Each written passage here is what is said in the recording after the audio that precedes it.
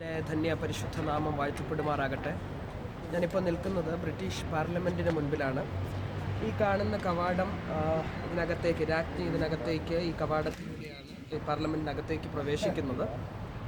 ഈ സ്ഥലത്ത് വച്ചായിരുന്നു മാർച്ച് 22-ാം തീയതി വെസ്റ്റ്മിനിസ്റ്റർ ബ്രിഡ്ജിൽ ഉള്ള ആക്രമണത്തിന് ശേഷം ഖാലിദ് മസൂദ് എന്ന് പറയുന്ന വ്യക്തി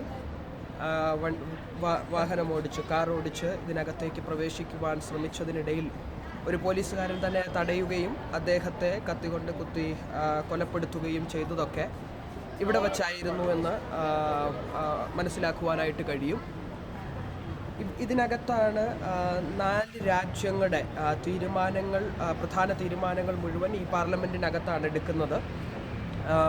Wales, England, Scotland, northern Ireland, ഈ 4 രാജ്യങ്ങൾ ചേർന്നാണ് യു കെ എന്ന് നമ്മൾ വിളിക്കുന്നത്, അല്ലെങ്കിൽ ഗ്രേറ്റ് ബ്രിട്ടൻ എന്നതിനെ വിളിക്കാറുണ്ട്.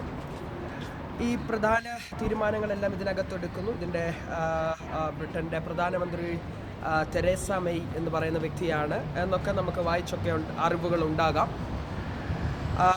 ഈ രാജ്യത്തിനു വേണ്ടി, ഇതിൻ്റെ ഭരണഘടനയ്ക്ക് വേണ്ടി ശക്തമായിട്ട് ഈ ദിവസങ്ങളിൽ ഒരു പ്രാർത്ഥന തന്നെ ഉണ്ടാകേണ്ടത് ആവശ്യമാണ്. ഭരണാധികാരികൾക്ക് വേണ്ടി പ്രാർത്ഥിക്കുവാൻ ദൈവവചനം നമ്മെ ഓർപ്പിക്കുന്നുണ്ട്. ഈ രാജ്യത്തിൻ്റെ ഇപ്പോഴുള്ള അവസ്ഥ, നവംബറിൽ ഈ രാജ്യത്ത് കടന്നു വരുവാൻ കർത്താവ് അവസരമൊരുക്കി. അടുത്ത വെള്ളിയാഴ്ച 21-ാം തീയതി കേരളത്തിലേക്ക് ഞാൻ മടങ്ങി യാത്ര ചെയ്യുന്നു. രാജ്യത്ത് കടന്നു വന്നു. രാജ്യത്തെ വിവിധ സ്ഥലങ്ങളിൽ സന്ദർശിക്കുവാൻ കർത്താവ് കൃപ നൽകി. പ്രത്യേകാൽ ലണ്ടൻ്റെ അവസ്ഥ, ലണ്ടനിലാണ് ഏറ്റവും കൂടുതൽ കടന്നു വരുവാനും വിവിധ മീറ്റിങ്ങുകളിൽ ശുശ്രൂഷിക്കുവാനും ഒക്കെ കർത്താവ് അവസരങ്ങളെ ഒരുക്കിയത്. ലണ്ടൻ്റെ ഇപ്പോഴുള്ള അവസ്ഥ എന്ന് പറയുന്നത് വളരെ പരിതാപകരമാണെന്ന് മനസ്സിലാക്കുവാനായിട്ട് കഴിയും. ക്രിസ്തീയ സ്വാതന്ത്ര്യം പോലും ഇവിടെ നഷ്ടപ്പെട്ടുകൊണ്ടിരിക്കുന്നു. ഇസ്ലാം ഇവിടെ വളരെ ശക്തമായി വളർന്നുകൊണ്ടിരിക്കുമ്പോൾ അതിൻ്റെ നടുവിൽ ക്രിസ്തീയ കൂട്ടായ്മകളെ പോലും അവർ തടയുവാനായിട്ട് ശ്രമിക്കുന്നു. അത്തരത്തിലുള്ള പല പ്രവണതകളും ഇവിടെ കണ്ടുകൊണ്ടിരിക്കുന്നു. ക്രിസ്തീയ മൂലച്യുതികൾ സംഭവിക്കുന്നു, ആരാധനാലയങ്ങൾ പൂട്ടിപ്പോകുന്നു.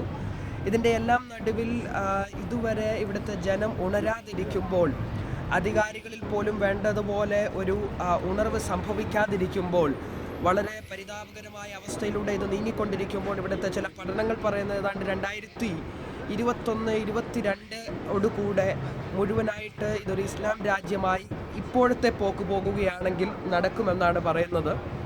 എന്നാൽ ഒരു കാലത്ത് ശക്തമായി കർത്താവിന് വേണ്ടി നിന്ന അനേക ഭക്തന്മാരെ, ദൈവദാസന്മാരെ ലോകത്തിൻ്റെ വിവിധ രാജ്യങ്ങളിലേക്ക് മിഷണറിമാരായി അയച്ച ഒരു രാജ്യമാണ് ഈ രാജ്യം. ഈ രാജ്യത്തിന് വേണ്ടി ശക്തമായി ദിവസങ്ങളിൽ ഉണർന്ന് നാം പ്രാർത്ഥിക്കേണ്ടതായിട്ട് ഇരിക്കുന്നു. അതിനുവേണ്ടി ഒരു സമർപ്പണം നമ്മുടെ ജീവിതത്തിൽ ആവശ്യമാണ്. രാജ്യത്തിൻ്റെ അധികാരികൾക്ക് വേണ്ടി ഞാൻ പറഞ്ഞതുപോലെ ഇതിൻ്റെ പ്രധാനമന്ത്രിയുടെ പേര് തെരേസ മെയ് എന്നാണ്. മറ്റ് ക്യാബിനറ്റ് മിനിസ്റ്റേഴ്സിനു വേണ്ടിയൊക്കെ ദിവസങ്ങൾ ശക്തമായിട്ട് നമുക്ക് പ്രാർത്ഥിക്കാം. അധികാരികളുടെ ഉള്ളിൽ ഒരു ഉണർവുണ്ടായാൽ, അധികാരികൾ ഉണർത്തപ്പെട്ടാൽ രാജ്യത്തിൽ വലിയ മാറ്റങ്ങൾ സംഭവിക്കും.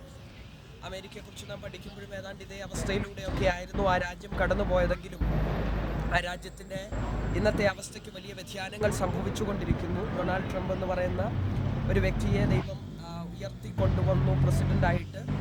രാഷ്ട്രീയമായിട്ട് ഒരു പിടിപാടുമില്ലാത്ത, അല്ലെങ്കിൽ രാഷ്ട്രീയമായി യാതൊരു ബന്ധവുമില്ലാത്ത, സർവേ ഫലങ്ങളെല്ലാം ഇലക്ഷൻ സമയത്ത് പറഞ്ഞ കാര്യങ്ങളൊക്കെ നമ്മൾ കണ്ട കാര്യങ്ങളാണ്.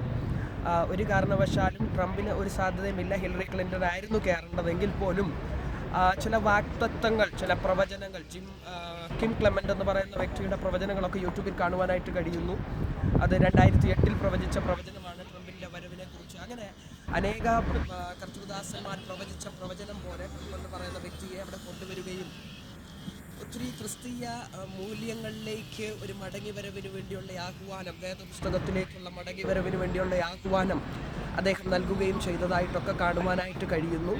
അത്തരത്തിലൊരു മാറ്റം ഈ രാജ്യത്തിനുണ്ടാകണം. ഈ രാജ്യത്തിൽ ഇത്രയും നാൾ കടന്നു വന്ന് ഈ അവസ്ഥകളൊക്കെ കണ്ടപ്പോൾ അത്തരത്തിലൊരു മാറ്റം ഈ രാജ്യത്തിൽ ഉണ്ടാകണം. അതിനുവേണ്ടി നാം ശക്തമായിട്ട് പ്രാർത്ഥിക്കണം എന്നുള്ളൊരു ആഹ്വാനം ഞാൻ ഇത്തരണത്തിൽ നൽകുവാനായിട്ട് ആഗ്രഹിക്കുകയാണ്. അതുകൊണ്ട് ഈ ദിവസങ്ങളിൽ ഇങ്ങനെയുള്ള ചില രാജ്യങ്ങൾ, ക്രിസ്തീയ രാജ്യങ്ങളിൽ വലിയ മാറ്റങ്ങൾ സംഭവിച്ചുകൊണ്ടിരിക്കുമ്പോൾ, വലിയ വ്യതിയാനങ്ങൾ സംഭവിച്ചുകൊണ്ടിരിക്കുമ്പോൾ, വേദപുസ്തകത്തിൽ നിന്ന് അകന്നുകൊണ്ടിരിക്കുമ്പോൾ ട്രംപിനെ പോലെയുള്ള ചില നേതാക്കന്മാരെ ദൈവം ഇവിടെ നിന്ന് എഴുന്നേൽപ്പിച്ചു കൊണ്ടുവരട്ടെ.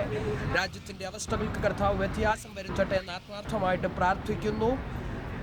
അതിനുവേണ്ടി നമ്മൾ ഇടിവിൽ നിൽക്കാൻ തയ്യാറാകാം. സോദോം ഗൊമോറയ്ക്ക് വേണ്ടി അബ്രഹാം ഇടിവിൽ നിന്നതുപോലെ, നെഹമ്യാവ് തകർന്നു കിടന്ന യെരുശലേം ദേവാലയത്തിൻ്റെ മതിലുകൾക്ക് വേണ്ടി ഇടിവിൽ നിന്ന് എഴുന്നേറ്റ് പണിയാൻ തയ്യാറായതുപോലെ, മോശ ഇസ്രായേൽ ജനത്തിനു വേണ്ടി ഇടിവിൽ നിന്നതുപോലെ ഇടിവിൽ നിൽക്കാൻ ചില ഭക്തന്മാർ എഴുന്നേറ്റ് വരട്ടെ. ബ്രിട്ടീഷ് പാർലമെൻറ്റിനു വേണ്ടി, ഇതിൻ്റെ അധികാരികൾക്ക് വേണ്ടി, ഇവിടുത്തെ ജനതയ്ക്ക് വേണ്ടി നമുക്ക് ഒരുമിച്ച് പ്രാർത്ഥിക്കാം എന്ന് പറഞ്ഞുകൊണ്ട് വാക്കുകൾക്ക് വിരാമം കുറിക്കുന്നു. ദൈവം നമ്മെ എല്ലാവരെയും അനുഗ്രഹിക്കുമാറാകട്ടെ.